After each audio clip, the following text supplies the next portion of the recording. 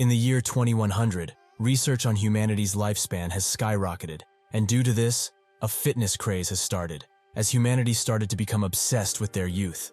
That was also the time when the holographic game, God's Domain, came into existence.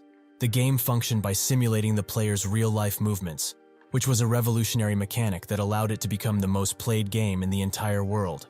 As such, many workshops for the game have also started to appear, and the stock prices of the financial groups that are backing those workshops grew as well. The years went on, and in the year 2139, this advanced even further. The story begins at the Shadow Workshop, where the protagonist, Shi Feng, is fired. He is extremely hurt by this, as he has sacrificed tons of things for this game, and made the Shadow Workshop what it is today, with Lahua also becoming a world-class financial group thanks to him. However, even after all of that, they dare delete his account and fire him, solely because he is against them merging with other guilds? The man who threw the papers at him smiles, and explains that he will get 5 million credit points and a mansion, which should be enough for him to live a comfortable life from now on. Like what a great philosopher once said, one should be content with his lot. Without any other choice, Feng accepts their offer, but he is still extremely distraught, as he has built an entire empire. But now, it was taken away from him, solely because they thought he was a liability. He will not let it slide. Are they really considering him a beggar? He will show them who he is, even if he has to start from scratch. Suddenly he falls asleep, and a certain ringtone wakes him up. So he picks up, as his friend Hazy is calling him. He explains that the Shadow Workshop is recruiting at their school today, which makes Feng think that this is a prank, something which his friend used to do a lot. However, that is when Feng looks at his mirror and notices something that shocks him. He has become young once again, and when he looks at the time on the phone, he notices that it's the year 2129. He has gone back 10 years. With that revelation, he goes outside to meet with his friend and thinks that he would have never expected for the great heavens to give him a second chance. But now, he will have his revenge on Shadow and on anyone who dared to betray him. Hei arrives at their meeting spot and notes that they should go sign up already, as there's probably already tons of people there. Feng stops him though and asks, if he were to not want to join Shadow and plan on starting his own workshop, would he join? He thinks that in the following years, Hei's managerial abilities will start to show, so he will be great in helping grow a workshop. Originally, Hei joined Shadow in order to support his family financially, so if that is his objective, he is sure to change his mind. Hei says that it's expensive to start a workshop, as even without the employees and their salaries, they would still need 80,000. Feng tells him that he is correct, but signing a contract with Shadow is equal to selling their souls. He does not want to be controlled by the likes of them ever again. Hei agrees that having their own workshop would be nice, but even if they put all of their money together, they won't be able to afford a single set of equipment. Feng then pulls him closer and explains that he should not worry about equipment, as God's Domain gives university students like them discounts, so they will use that and try the game out in 10 days. Hei wonders what they will be able to do in 10 short days, but Feng feels that it is plenty. He will manage the money anyways, so all he needs to do is relax for now. After this, he goes to shop for necessities and eventually picks up his headset, which is basic from what he used to have, but for now, this is more than enough. He puts the headset on, equips his gloves, and logs in God's Domain for the first time in this life. He is logged in successfully and walks a set of stairs towards a structure, and a wave of nostalgia hits him as he has forgotten what the old login pages looked like. It was really simple. Suddenly, an angel appears out of nowhere and explains that she will help him navigate the menus. First though, he must pick a job, with 12 available. He has tons of choices, so he should make his choice now. Feng picks swordsman, as this is what he had before too, and the angel asks him to create a name and avatar. Feng thinks that it will be okay to use the same name, but he will alter his appearance, as he doesn't want others to recognize him. The final part of the setup is to choose a birthplace in the Star Moon Kingdom, and Feng selects the White River City, as it's the 5th largest in the kingdom, and it's a great location for avoiding guild fights also, allowing him to level up whilst also keeping a low profile. After he is done, the angel transports him to the game world, but not before wishing him good luck. A ray of light engulfs Feng, and he arrives in a place called Redleaf Town, apparently a place he has been to before. Here, it can be seen just how active the game is, with tons of players gathering and doing quests. Feng checks his stats and finds that he has 4 free attribute points, which is a given, as a player is given 4 points upon leveling up, thus allowing them to build however they want. However, most people choose simply. If their role deals physical damage, they will prioritize strength. He did the same in his past life too. However, this time, he knows that agility is the way to go early, as he can do jobs much quicker this way. Agility raises one's movement and attack speed, so it's great to start with this attribute, but players will not find this out for a long time. Suddenly, he gets a call from Black Cloud, which is Hay, who explains that he chose the Cursemancer class and transported to Moonfall Town. Feng urges him to come to Redleaf Town, where he is, as he will help him with leveling up. But Hay is hesitant, as it will take him 7 hours to reach, and everyone is already leveling up. Won't he be left out? Feng explains that it doesn't matter, as with their goal in mind, to get enough funds to start the workshop, leveling up frantically, like everyone else is doing, isn't ideal. He also asks if he knows what a unique quest is, and Hay's eyes light up as he hears those words, as those are epic quests, and are called unique only because there is one in the entire server. Once it's done, it's gone for good. The rewards are also plentiful, so it's worth the effort. Feng arrives in a rundown part of town where only beggars reside, who immediately try to steal from him, but once he pulls out his sword, they calm down. He explains to Hay that there is a unique quest in this town. Hearing this, does he still want to level up in Moonfall Town? Hay is still unconvinced by this, as it will take him a lot of time to get there, but he also asks, how does he know so much? Is he perhaps in contact with one of the beta testers? Feng doesn't answer his question, and tells him once again to get to Redleaf Town, as after he's done with the quest, he will help him level up, and he promises that he will be able to level up much faster than normal players ever could. After their call is done, he approaches a specific beggar and asks if he needs anything. The beggar naturally asks for food, as he has not eaten in days, but Feng cannot fulfill his request. So he asks, does he have any other requests? There are many things he would do, for the right price of course. It seems that these are the keywords that activate the quest, as the beggar asks him to kill the mayor of Redleaf Town, Cross. Suddenly, a system pop-up appears in front of Feng, where it presents him with a choice. Does he accept the unique quest? Feng naturally chooses yes, as this is what he came here for. Next up, he goes to the town hall and waits in line for the mayor's quest, as it is common etiquette to wait in line. Feng analyzes his stats, 2,400 GP and 1,500 mana. With his current level, he will not be able to defeat the mayor even if there were hundreds of him, as this guy is just too powerful. However, that does not stop Feng, as he throws the tomato he was eating straight into the mayor's face, which naturally angers him, and so he jumps Feng, who seems to have a trick up his sleeve. 15 minutes before this, when Feng first approached the town hall, he noticed just how far the queue line for the mayor's quest is. So now he feels kind of bad that he has to kill him. Feng continued to walk right next to the queue line, but that's when one of the players noticed him and told him to go back, if he doesn't want to become enemy number 1 to every player that is waiting. Fen smiles and thanks him for the advice, but he shouldn't worry, as he's not here for the mayor's mission. But he also shouldn't be here, as there are tons of other missions that are better than this one elsewhere. The player thinks otherwise, as there are tons of other players waiting, so it must be good. He should stop trying to fool others like this. But Feng promises it's not to fool him, as he will give him a hint too. He should go and hunt monsters in the wilds, as it's more beneficial for him, rather than waiting in a line. The player notes that the wilds are filled with players, so the competition for mobs is quite fierce. He would rather wait here than go through that pain. Feng explains that he should go to areas with fewer monsters if that is the case, as the monsters will spawn slower, and with nobody having any patience these days, not a soul will be there.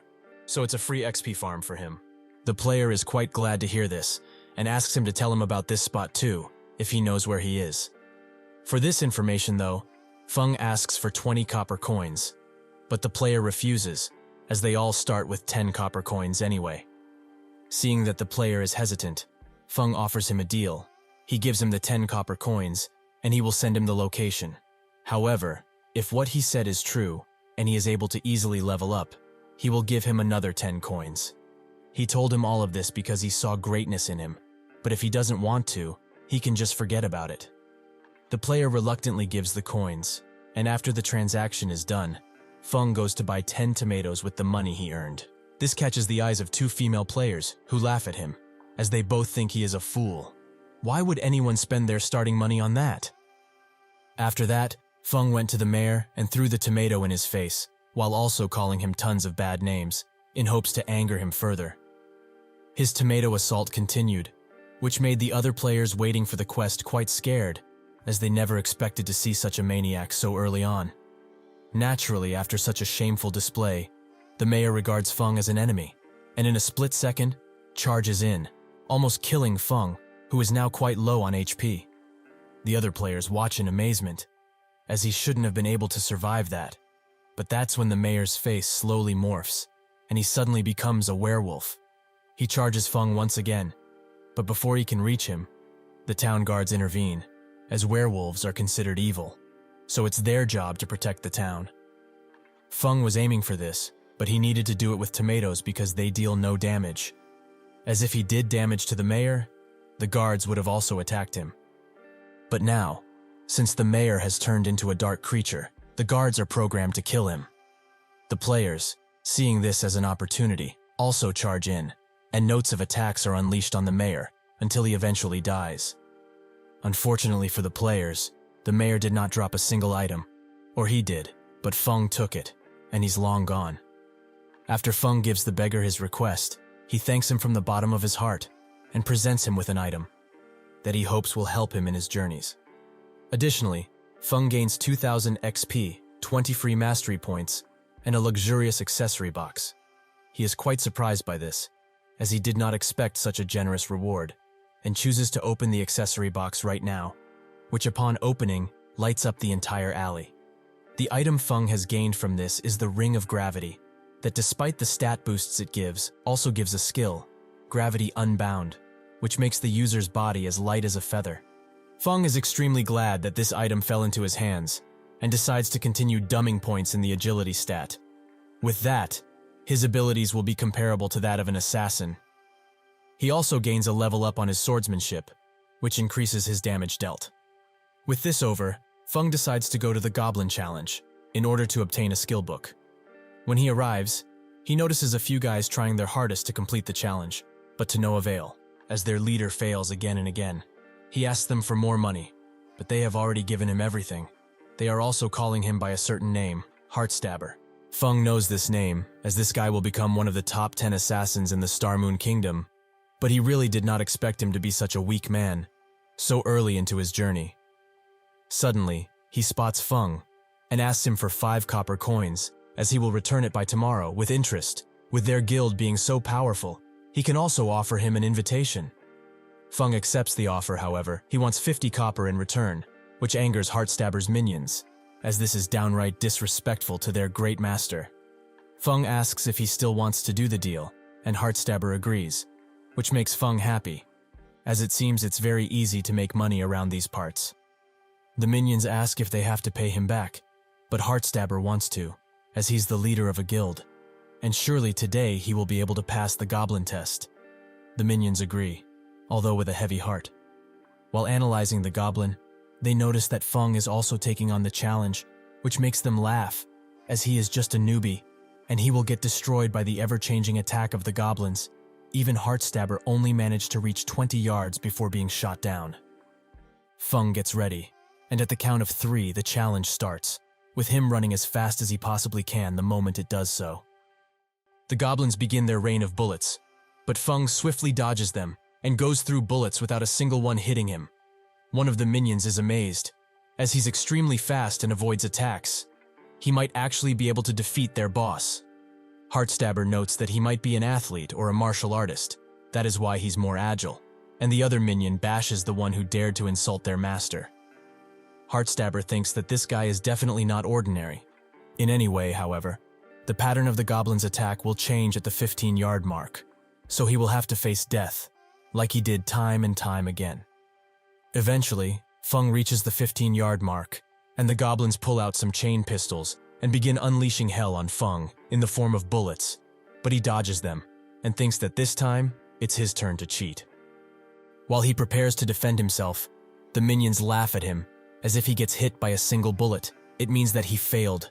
So even with his sword, he cannot defend himself against so many bullets. However, when the bullets reach Feng, he expertly hits all of them with his blade, which causes them to stop in place. This comes at the surprise of the minion and Hearthstabber, as Feng continues to cut his way through the bullets. The minion screams at his boss. "That guy is already at the 25-yard mark. He will soon finish." Hearthstabber tells him to shut up, as he's getting on his nerves. This game just came out, however, in front of him is a player that can predict the bullet trajectories. He's even blocking them with his blade. His control over the player character is amazing. Suddenly, he tells him to watch out, as he knows what's up next, the Gatling guns. The goblins unleash a flurry of bullets like never before, which makes Hearthstabber think that this challenge is impossible. However, Feng goes past his expectations and defends himself with all of his might. The final attack is a mighty explosion, and the spectators watch closely, and fortunately Feng makes it out, with him jumping to the finish line. The goblin holding the flag congratulates him, as his clear time was 14 seconds. Thus, he achieved the bronze ranking. While the group and goblins congratulate his achievement, the system awards him with 1 silver coin and a swordsman's skill, Thundering Slash. This ability sends 3 forward slashes, and each slash deals 10% damage, with the other ones hitting for 20% each if they hit. Feng thinks that this is amazing, as the swordsman class is one that focuses on dealing damage to a single target, but this skill is one of the few that are AoE, which will allow him to do a lot of things from now on. Suddenly, he notices the group looking at him greedily, so he tells them to continue trying, as he is leaving, but they should not forget that they still have 50 copper to give him. The minions think that this is the perfect opportunity to take his prize and book it. But Hearthstabber hits both of them, as they are supposed to be at his feet right now, not steal from him. Having achieved his objective of getting the talent book now, it is time for Feng to begin training in earnest. He arrives at the Red Leaf Forest, where players are making groups in order to hunt together, and thinks that he only has 30 copper left after buying 20 explosive berries. He really needs to kill some mobs and earn some money. He arrives at the mob spawning area and sees a well-balanced group with 2 warriors at the front, a long-range dealer and a healer to boot. However, their experience will be split between 4 members, but he can't lie. For early leveling, this is the safest way to hunt. The players group up like this because the death penalty in God's domain is quite large. Not only does one drop a level if they die, but they lose equipment too. One of the group members warns him to not come close, as this is their prey, but Feng was not planning to at all, as these are too low level for him to care about. He continues to wander around the Red Leaf Forest and comes up on some bears, but he thinks that again, they are too low level. And additionally, the bears can use a skill to call another group of bears to come, so it's quite dangerous. Eventually, he finds a wolf drinking some water and thinks that this is the perfect target for him, as one wolf is easy to deal with, and even with its agility, he is much faster. He continues to step back until he goes too far and the earth falls beneath him as he has reached the end of the hill. Feng manages to land beautifully somehow, but this blunder causes him to be at the front of a wolf den, who seems extremely hungry for his flesh. They start chasing after him, and Feng laments deciding to hunt that damn wolf. The wolves try to take a bite of him. However, he moves through them, and without much choice, he uses the gravity ring to increase his speed. Thus, he manages to get away. Due to his panic, he didn't see where he was running to, but it seems he has arrived at the central mountain range, which might be a good thing for him, as he heard that a silver chest is hidden at the peak of this mountain, which he will gladly take. Eventually, Feng arrives at the target location, and notes that normally, one couldn't get up here, and would need to use a skill like the hidden skill, Flying Steps, in order to get up there, which unlocks after players put 40 points in agility. However, for him it is quite easy, as he has his ring, which allows him to climb the mountain without much effort. When he arrives at the top of the mountain, a giant green hand emerges from the ground, but he has expected this. This beast is called the Rock Giant, and it's level 5. Feng prepared the berries specifically for this mob, as they impair the movement speed of the target by 30%, and turning speed is also reduced by 70%. Feng uses one of them after dodging an attack, which slows the already slow giant tremendously, allowing Feng to go behind him and strike twice. This is Feng's strategy, to use the berries on the giant and hit it freely, which will give him tons of proficiency XP. The giant tries to retaliate, but it is far too slow for such an agile swordsman, so it misses entirely.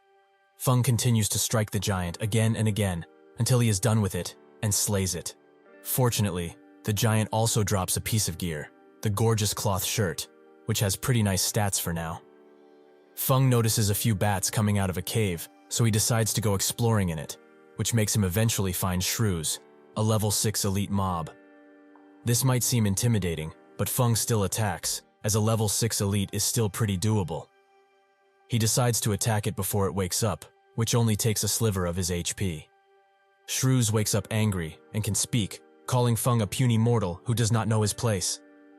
Feng manages to dodge upwards and prepares a berry, as even if this lump has tons of HP, it has no agility, and if he uses a berry, he will have an easy time. Just like with the giant. He manages to activate one before shrews can do anything, and this allows him to unleash a flurry of attacks, which deal little damage, but they do damage nonetheless. However, the elite heals back all the damage he took. As the elites do this, they heal 2% of their total health every 5 seconds. Feng thinks that his attacks cannot keep up with this guy's mighty regeneration, so he must use Thundering Flash as efficiently as possible in order to deal some damage. His idea seems to be working, as the elite receives more damage than he can heal, but suddenly, it sends Feng flying back using a barrier and smashes the ground beneath them in pieces, which makes Feng think that this is its party wipe technique. He is a solo player, however, and manages to dodge the large attack pretty easily, but that's when he notices that the elite has entered a fatigued state, which is what bosses go through once they unleash their ultimate attacks. During this period, their defense, regeneration, and attack drop drastically. Feng thinks that it's now or never, so he charges in swiftly and stabs the giant's eye with his sword. Shrews tries to defend himself, but Feng moves ever so swiftly and drops down, allowing him to cut up the giant's leg with ease. Unfortunately, the fatigue state ends, and the gigantic elite moves behind Feng using a teleportation technique, which allows it to hit Feng with all of its might. This sends Feng flying, but he survives in just 2 HP. Instead of lamenting, he smiles, as this is the final chance he has at defeating this thing. He charges in using Thundering Slash and follows it up with a mighty slash. Finally, he throws the sword in Shrew's core, which destroys him utterly. The elite starts dropping his loot, and among it is a skill, Parry, which does what it says. Feng decides to learn it now, as it might save his skin one day, and leaves out of the cave fully equipped, thinking that now is the perfect time to really scale the mountain.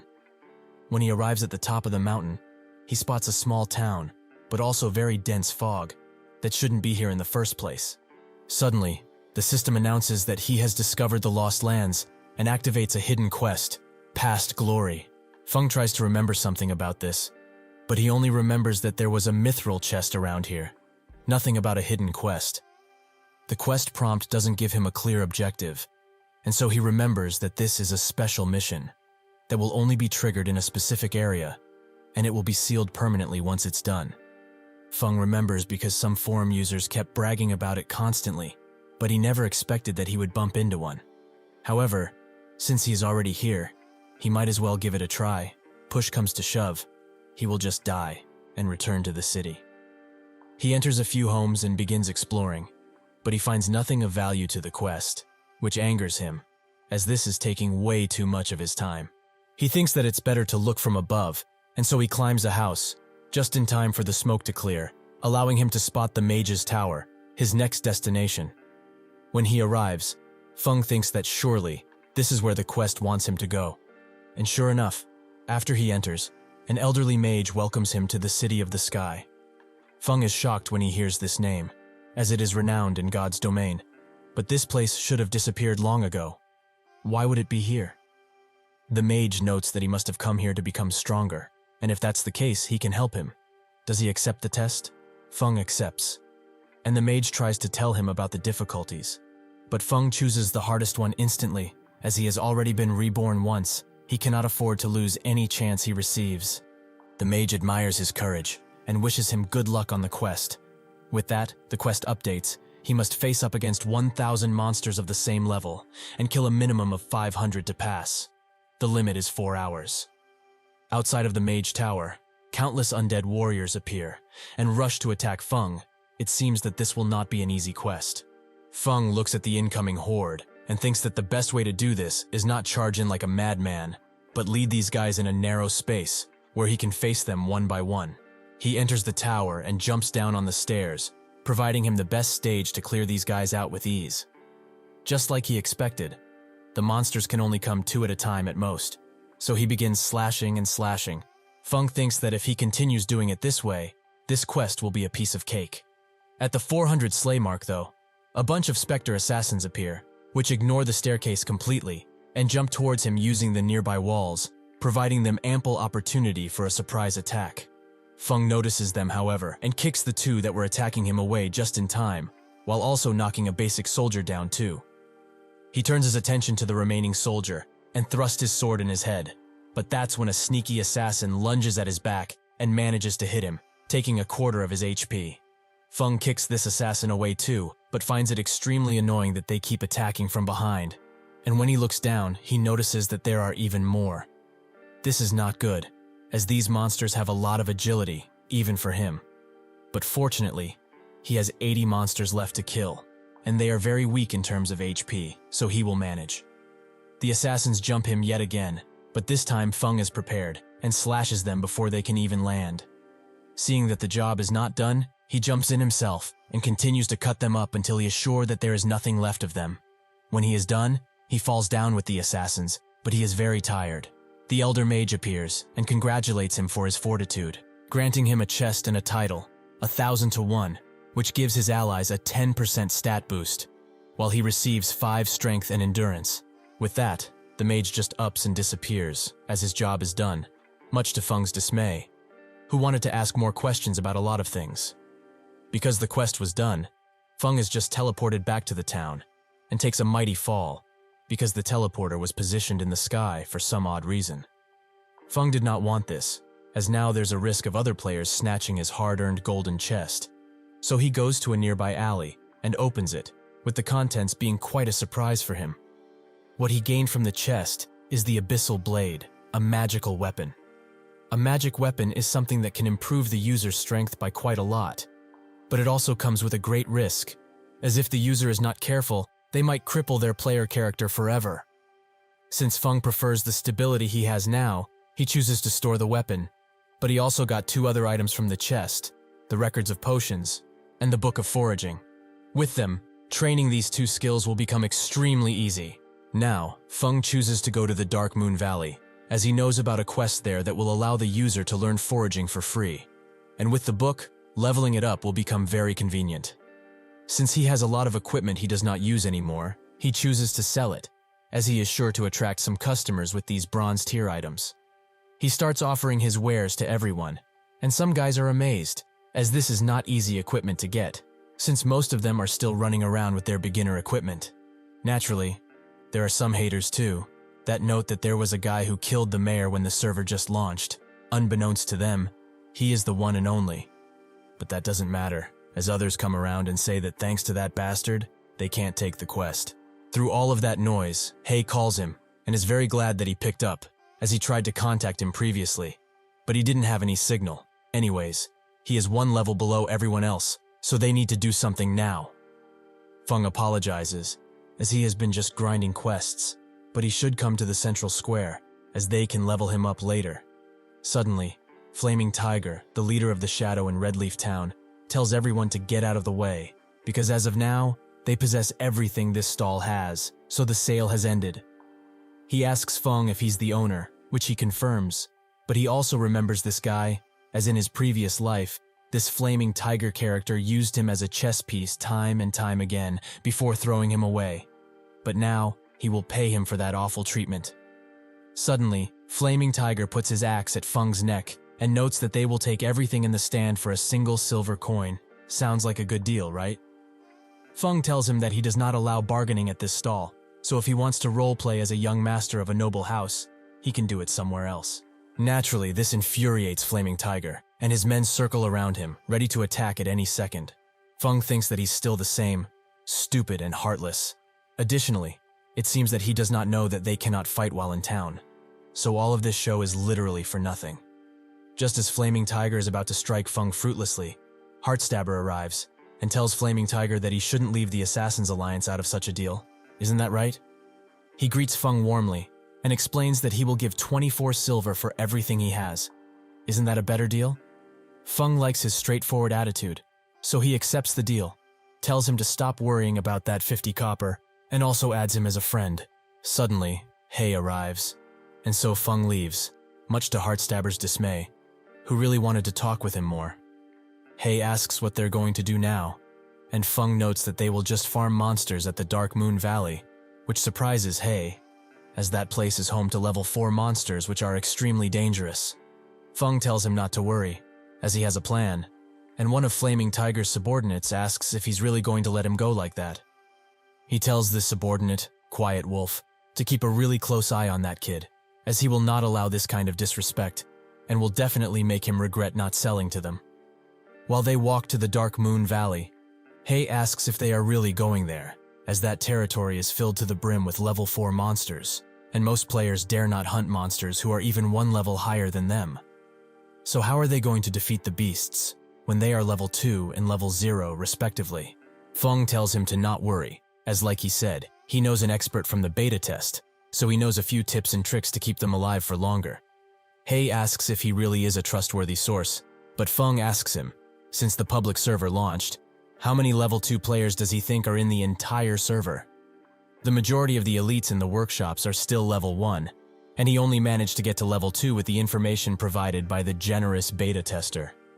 Hei, after hearing this, gains newfound confidence, but unfortunately, Quiet Wolf is after them, who is also quite puzzled as to why they are going to a level 4 zone, but it does not matter, as he is sure this will be a deadly trip. After a while, Hei spots a cunning snow fox, a level 2 monster, and Feng thinks that this is lucky, as blue name monsters are elites, so they are very valuable. While he charges in, he tells Hei to damage the beast from range, and leave the tanking to him. Feng moves slowly, and surprises the beast with a swift attack, but he only dealt 32 damage, which Feng did not expect at all. The fox, after regaining its footing, jumps back at Feng, who manages to block its attack with his sword, but after he lets go, he is dealt 49 damage. Hei does not know what to do, but Feng screams at him to get his act together, and attack the thing with all that he's got. Hei does just that, but he only deals 5 to the fox, which he is scared of, as he has dumped every stat point into intelligence. Feng encourages him to not be scared, as he will keep the aggro on him. All he needs to do is continue attacking the thing.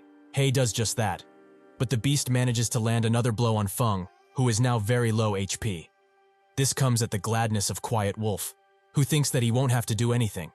The fox jumps into attack once again, and keeps biting Feng's sword again and again, which starts deteriorating fast, and it will soon be destroyed. In a last-ditch effort, Feng hits the fox in the gut and throws it away. He did not want to do this, but it seems that he will have to start using his abilities from now on. He dodges the fox's next attack, and drinks an iron beer, which decreases the level of the enemy in front of him by 2, which will certainly give him the opportunity to end this. With this advantage, he starts striking the fox again and again, much to Hei's surprise. But Feng feels that it's not enough, and prepares a large strike to finish the fight. But suddenly, an invisible force rushes to him, and Feng barely manages to dodge the incoming blade. Quiet Wolf appears, and notes that he's pretty observative, to dodge an invisible attack like that. Feng is surprised, but not shocked, as he knew that Flaming Tiger only kept around awful company, such as this coward. Suddenly, the monster uses gigantification, and its attack, speed, and health are all increased by 20%. This puts Feng in an awful situation, and Hei screams at him to watch out, as the assassin dude is trying to pin him down with the help of the fox. Seeing this, Feng uses his brain and kicks the fox that is charging at him directly in Quiet Wolf's direction, which surprises the both of them and takes out the assassins, as he cannot hope to dodge such a fast attack. With that, the only opponent they have remaining is the fox, which they attack in unison, allowing them to eventually take it down, which awards them with 10 EXP each. The drop from the fox is a common Blackwood staff that is of bronze tier and would be really useful on a mage. Feng thinks the same too, and gives it to Hei, as it will be better on him, since he is intelligence-based. Hei doesn't feel that this is fair, since without him, he wouldn't have dreamed of ever taking down the fox. But Feng tells him to stop being polite like they are strangers. He is a cursemancer, and this staff is for people like him, not a swordsman who doesn't even know how to use it. With that explanation, Hei graciously accepts his new gift and is quite glad to have a new item. Back in the town, Flaming Tiger kicks Quiet Wolf around because he couldn't even manage to deal with a level 2 swordsman.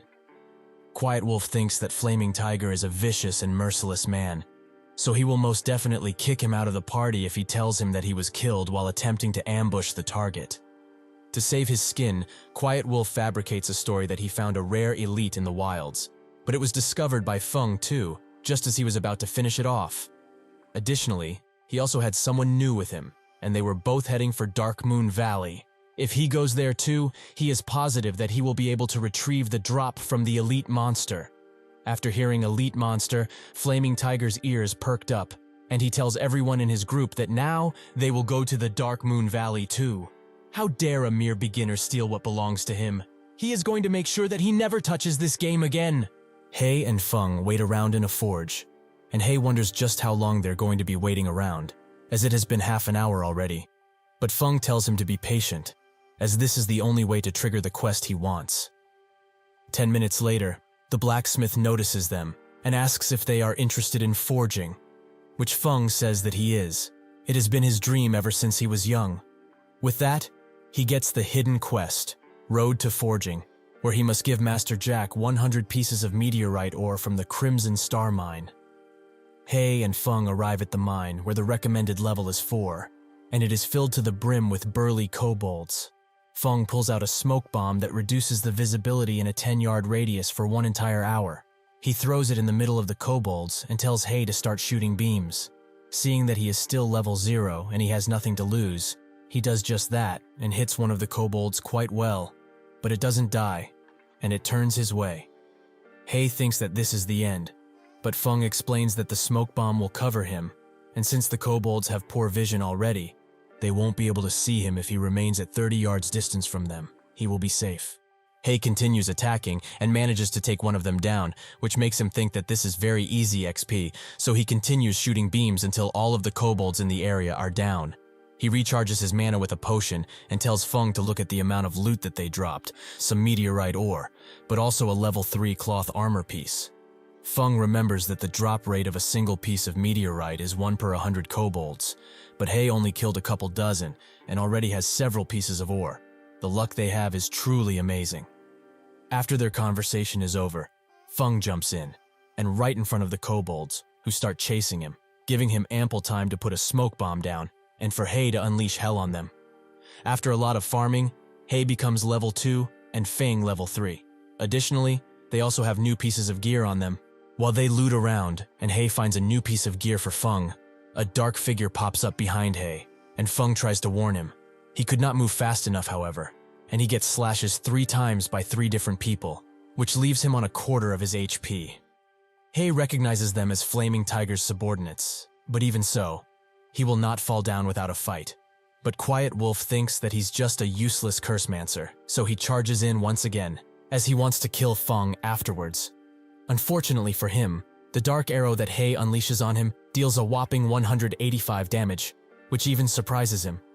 Even after this deadly blow, Quiet Wolf doesn't give up, and orders the other 2 assassins to charge in all at once, as this mage cannot hope to defend himself now. True enough, Hei cannot unleash his magic so swiftly, but they seem to have forgotten about Feng, who cuts them down in a split second.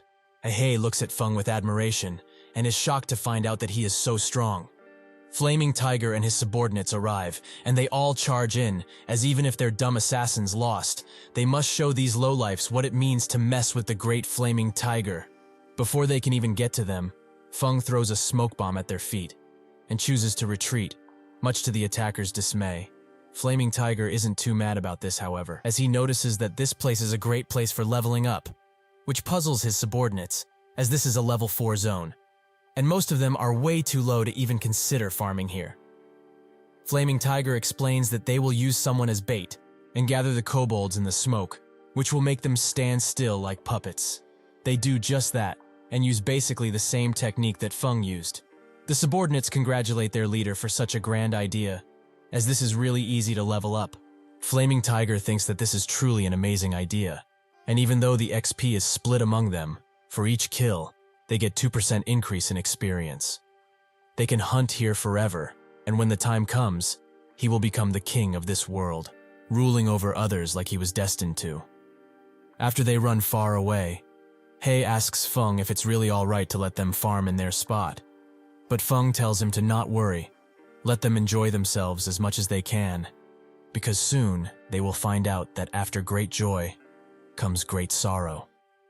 Suddenly, the smoke screen that was protecting them from the kobolds starts to disappear, and the hunters have just become the hunted, as the kobolds' eyes glisten at the sight of fresh meat.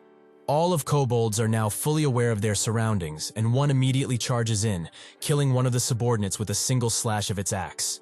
The others follow suit and charge in as well, as this is very easy prey that doesn't seem to fight back. Flaming Tiger orders everyone to retreat, and laments that they worked so hard to get their members to level 2, but now after dying, they will drop back down to 1, and also drop a piece of gear. What bad luck!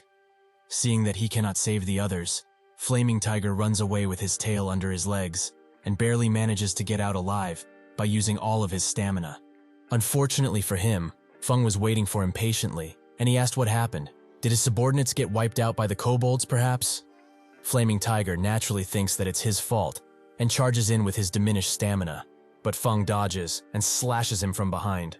Feng starts mocking him, which makes Flaming Tiger throw his axe around, and he swears that he will kill him, over and over again, until he gets to level 0. This constant slashing doesn't prove fruitful for him, and tires him out, which makes him call Feng a coward, who can only evade. Feng tells him that he will stand still now, and to come already, but before Flaming Tiger can fully get to him, Feng uses his Thundering Flash, which depletes Flaming Tiger's HP bar fully. Feng stands above him, and notes that he didn't say anything about countering, but also thanks him, as he has saved him a lot of time by farming that much ore for him. He didn't know he was so nice. With his last moments, Flaming Tiger promises to have his revenge soon, and gets respawned in the town with the others. He sees their dumb looks, and tells them to check their inventories, and see what has been lost and what hasn't. Naturally, he does the same, and finds out that the skill book he was saving is gone, so he screams at everyone to listen up, as they must go back to the Dark Moon Valley, and kill the brat who did this to them without prejudice. Suddenly, he receives a call from one Zhang, who seems to be Flaming Tiger's leader. He asks what he's doing, and Flaming Tiger explains that he's only reprimanding his useless subordinates. Those words of anger were not aimed towards him, he promises. Zhang tells him to stop feigning ignorance as he knows what happened. Look at him. He graciously gave him Redleaf Town to take over. But he does this? From now on, he is no longer squad leader. And if he doesn't get to level 2 by the time he gets out of Redleaf Town, he will be kicked out of their organization, Shadow. After the call ends, Flaming Tiger screams out Feng's name, as it seems that he has become his arch-nemesis. At Dark Moon Valley, He and Feng loot what Flaming Tiger dropped, and He is very happy to see him drop so much stuff. However, he would like to see his expression when he respawns. Feng also finds the skill book that he had, which holds a skill called Windblade, that launches a group of sneak attack at the enemy, and upon usage, speed and damage also increase. He thinks that this skill is designed to harass long-range attackers, which is extremely good for close-range swordsmen like him. He also wants a skill book too, but Feng tells him to wait for Flaming Tiger's next visit, as he will surely bring them another gift. While looting the remaining ore, He finds a strange dark green rock, and Feng explains that it's a star crystal that only has a drop rate of 1%. This makes He think that it's very expensive, but Feng tells him that it's not worth a single penny. However, in the future, it will be enough to buy entire cities with, so he should just put it in his inventory and forget about it, as he will understand when the time comes. He agrees, and they go to dump the ore they needed for the quest, which seems to be enough. Master Jack is happy with the amount, but notes that this was only the first step. Now he needs to prove his strength. Another quest pops up to defeat the elite kobold chieftain, but Feng is puzzled, as he did not hear anything about a second stage in his past life.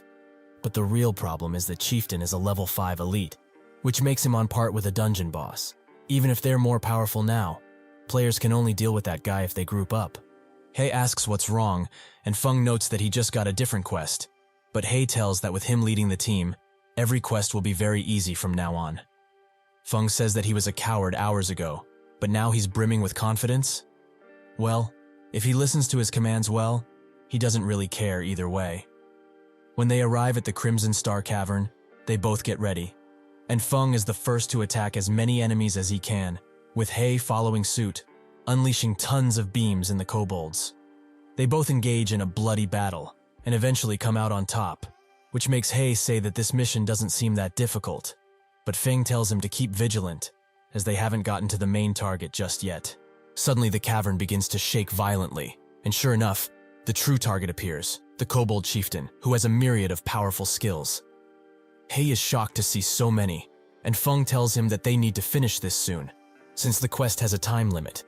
He asks if they can really defeat such a beast, as even if they ignore its gigantic health pool, it has extremely high defense, and he is sure that if they take a blow from that huge axe, it's over.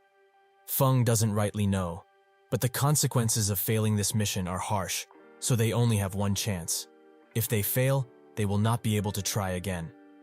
Without much choice, Feng pulls out the sword that he did not wish to use anytime soon. One day, surrounded by thousands of enemy guild members, the Crimson SwordGod took out his blood magic weapon, his mighty Crimson Ghost Axe, and mowed every single man there down. Eventually, he became famous through that battle and founded the SwordGod Empire. However, not just anyone can use that power fully, and some even get consumed by their weapons due to the amount of backlash they have. The system asks if he would like this item bound to him, and with high confidence, Feng notes that even newbies can control magic weapons. He will not let himself be consumed by these things, especially since he is reincarnated. With that, he binds the item to him, and the dragon's roar unleashes on him, which drains his levels fully, and he is now back to 0. He asks if he's okay, as his levels just dropped, but Feng calms him down, as now he is stronger than ever before. This abyssal blade has tons of amazing stats, is growable but also evolvable, a perfect weapon for someone like Feng, whose potential knows no bounds. Tired of waiting around, the boss spawns a few kobolds that immediately charge the party without a thought. Feng notes that he will be enough to deal with them, which He agrees with instantly. Feng gets ready to attack, and when he does, all of the kobolds fall to his blade in an instant, showing just how powerful he has become. With the weaklings gone, Feng begins fighting the chieftain, who misses once, but actually manages to hit him once, which cuts Feng in half. He is shocked by this, but fortunately this was just one of Feng's new skills that creates a clone with half of his stats. The real Feng is right next to the chieftain's face, and before he notices him fully, Feng unleashes a mighty attack and uses that momentum to keep attacking. After he is done with those, he backs away slightly and hits the chieftain with a much better slash ability that sends the chieftain's HP bar to half.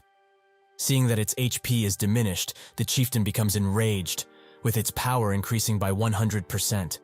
Feng isn't scared, however, as even if he has more power, his attacks are slow, so he will be able to dodge. The chieftain tries to crush him under his hand, and suddenly, while Feng is still dodging, it increases its attack speed by 100%, making Feng dodge and dodge without any chance of attack. Suddenly, He attacks him, which grabs his attention instantly, and Feng tells him to run, while he still can.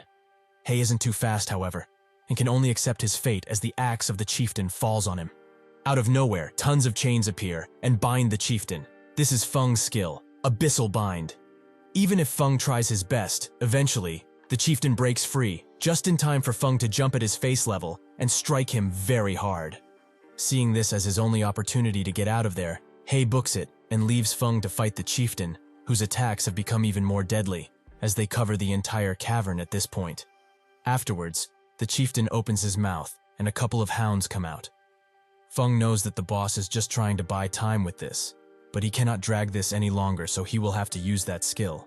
But he doesn't know how long he will be able to control 9 abyssal blades with his current psychic power. Feng activates the 9 Dragon Slash, and just when the hounds are about to jump on him, the swords come to his rescue and slash all around. Using the swords, Feng deals a couple of deadly blows to the chieftain, but he doesn't stop there, as he charges forwards too and aims to end the battle. Unfortunately, the skill catches up to him and he falls down, as his psychic power is too low. This leaves him at the chieftain's mercy, and He tells him that it's okay to give up. He has far surpassed himself already. Why risk everything right now? Feng remembers all that has happened to him. Give up? In his previous life, he worked extremely hard without complaints and helped build an empire, but was thrown away like trash. He does not know if what happened to him was a blessing from heaven or a fate decision, but he will not give up now. He will rewrite his destiny, no matter what.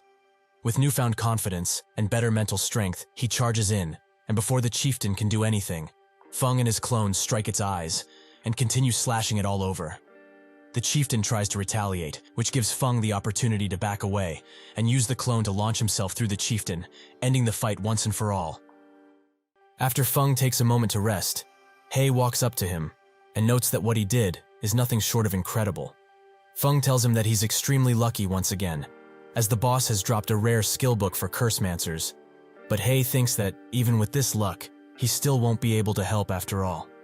Seeing that Feng is an expert in these types of things, he asks him to teach him about the Cursemancer class and how to play it, as he wants to get stronger and help when the time comes.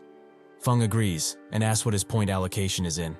He explains that he put everything in intelligence, as most people do that. Feng hits him in his forehead and notes that is not the way to go, even if the Cursemancer is damage class. Only 5 minutes ago, a gigantic axe wanted to end his life, but he didn't move an inch. Did he perhaps forget? He agrees that he almost died there without doing anything, and Feng notes that if he hadn't graciously saved him, he would have been sent back to town.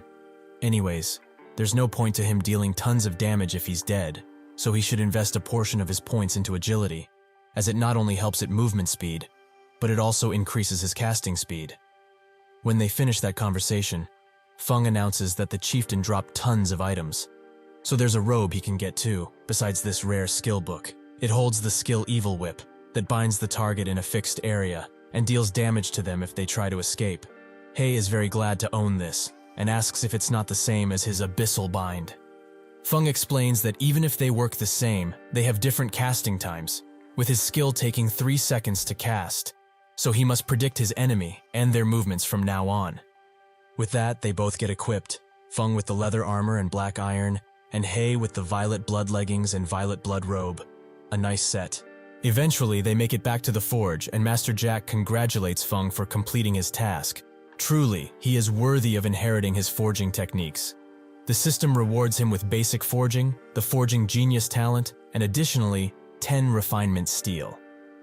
He asks what forging genius does, as it sounds very powerful, but Feng notes that when one successfully forges something, they have a chance to gain 2 proficiency points.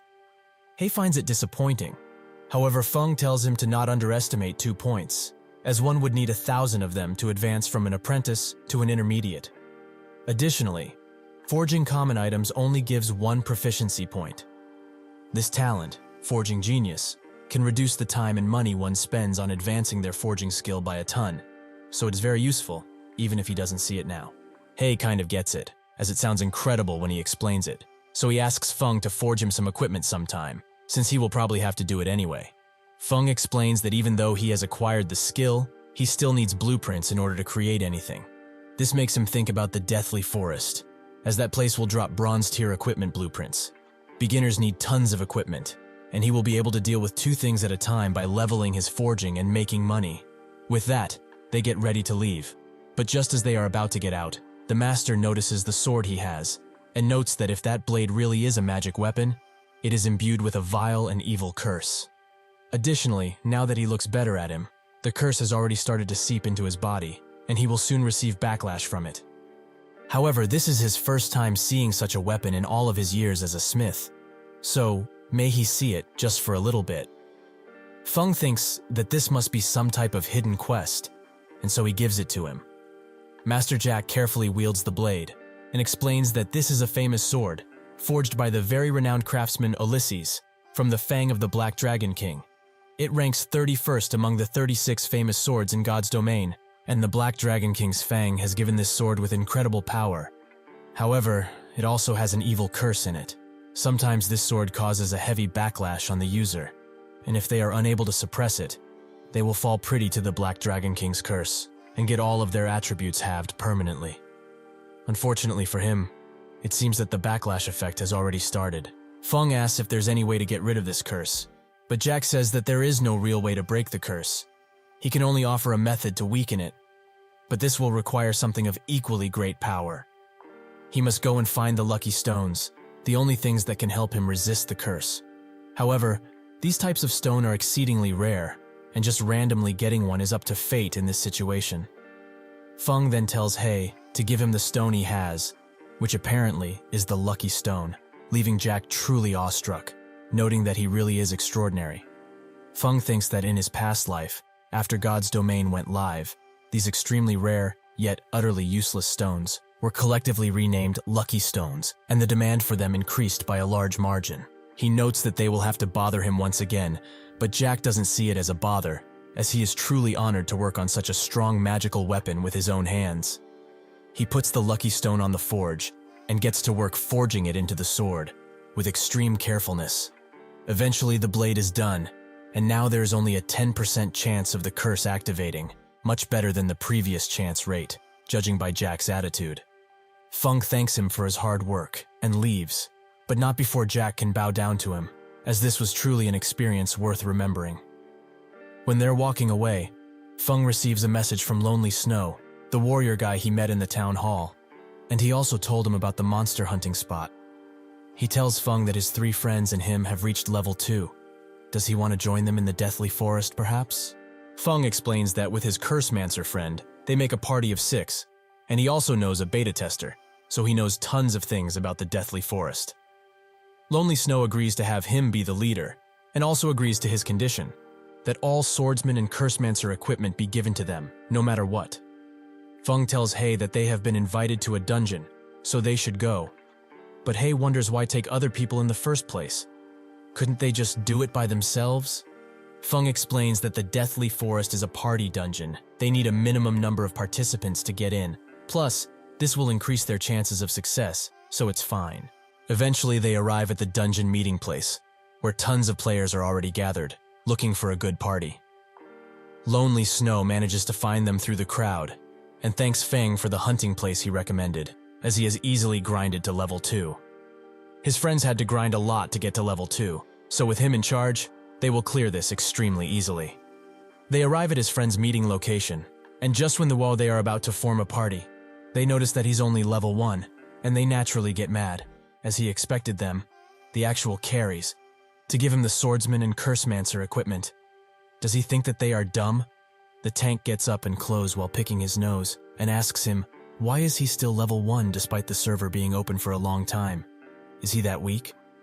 The mage also gets in his case, as he cannot believe that someone so arrogant wanted to order them on how they should raid the dungeon. Does he have no shame? Seeing how the situation changed, both He and Feng leave the party. As it's not wise to spend more time on these guys, they will not see the reason if he explains it. Lonely still doesn't like this, and dumps his friends in order to go with Feng. His friends warn him that the guy is most definitely a scammer, and that he will come to regret it, but he ignores them. He comes close to Feng and notes that he wants to join the party, which Feng accepts, and He notes that he has amazing judgment and he promises that he will not be disappointed with his choice. Feng tells He to take his staff out and cast every special option he has. He does just that and announces that they have an expert here who is waiting for more players. Lonely's friends still think that he's a scammer and that he has no shame. What arrogance, to claim that he's an expert. And he's just level 1. One of them still decides to look, and spots that the Cursemancer is equipped to the brim with very good loot. The mage of the party tells them that the Cursemancer was level 3, all of this time, which he apparently did not want to tell earlier. However, even if the Cursemancer was good, his friend would have still been a burden, so they get the idea to bribe him to their side, as surely he will accept if they let him pick up all of the mage equipment. They try just that, but He brushes them off instantly. He even flips them off, showing that they have lost their chance a long time ago. More and more people gather to form the party with Feng, but the moment they see that he's level 1, they brush him off, which makes Lonely think that it won't be easy to take in new members. Suddenly, everyone rushes away, and their eyes are filled with hearts, as White Snow, accompanied by her teammates, Zhao and Xiao, arrive. The men around her fall to their knees at her sight, but Feng recognizes her, and wonders what she's doing here. He is also mesmerized by her beauty, until Feng wakes him up with a single powerful punch. The other men try to form a party with them, but Zhao notices that most of them are not even good players, just beginners. Naturally, Lonely's friends also try to make them team up, but their seduction skills really need improving, as nobody would accept their incessant asking. Zhao chooses to shut them up by intimidating them, but this only makes them admire her even more. Eventually, she makes all of them steer away. But Feng expected this, as in his previous life, Zhao was known as the Flame Witch, and he recalls a moment where she was harassed by the guildmaster of the Central Plains Guild, and as a result, the 10,000-member guild was destroyed overnight. The guildmaster was constantly slain by Zhao, and Hiwa dropped back to level 0, making him never set foot in God's domain ever again. Feng and White Snow make eye contact, and she feels that he's different somehow. Zhao thinks that he's just trying to be mysterious, like some other men do, but White Snow ignores her and goes up to him, so they have no choice but to follow. Zhou asks how he dares even attempt going in the deathly forest with only one level to his name, but Feng defends himself as if he is searching for members. It goes to show that he has a way to clear the dungeon. Would they like to join their party? Zhou instantly gets on his case, but White Snow tells her to calm down, as even if he is level 1, the Cursemancer next to him is equipped with 3 bronze rank items, so he definitely has some talent. Additionally, that weapon he has is quite mysterious, but Zhou thinks that it's just a piece of junk, so she asks him, what kind of strategy does he have for the dungeon, as Deathly Forest has never been cleared by anyone before. Feng notes that he got his info from the closed beta test, which puzzles White Snow, as she hasn't heard of any leaks, and Zhou calls him out, as he must be lying. Feng notes that it's up to them, but he will give everyone here a piece of advice. The Deathly Forest doesn't have that many tough enemies, so the real killer is getting lost in it, as it is filled with traps. And if one was to get super lost, they would have to eliminate themselves in order to respawn. They all think it's bull, but Feng tells them to ask the respawn players and see if it's real or not. Seeing that he is quite informative and has a cool head, White Snow accepts his party invitation, which causes the mage girl to blush for some reason. Zhou still doesn't trust him, but there's nothing she can do now, and their party is formed, much to everyone's dismay. Hei thanks him for bringing such pretty and powerful women to their party, and so they all get into the portal, where they are presented with 3 difficulty options.